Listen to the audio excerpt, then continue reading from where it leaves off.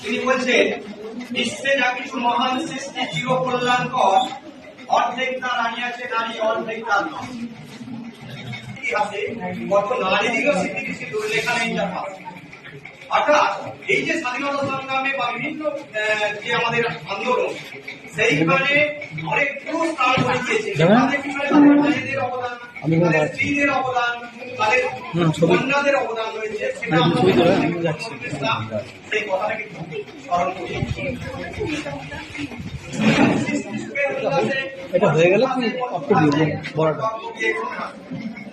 সৃষ্টি সুখের বিলাস।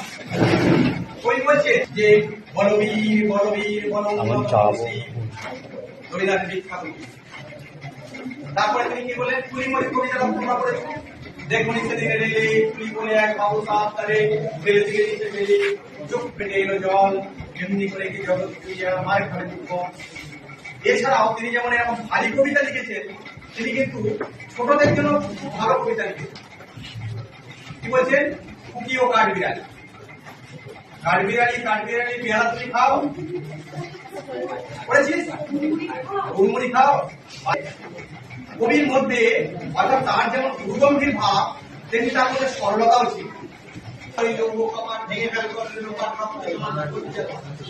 কি অসাধারণ গান বলছে, হা হা হা পাই যে হাসি ভগবান করবে।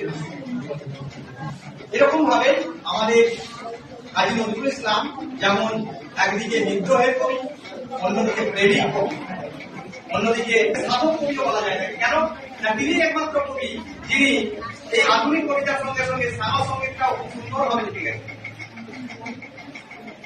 শ্যামা সঙ্গীত মানে তোমরা জানো যে কাজীর যে গান আরাধনা, কাজী বন্দনা যেটাকে বলা হয়, সেটা কিন্তু কাজী নজরুল ইসলাম অসাধারণ পাঠিয়ে।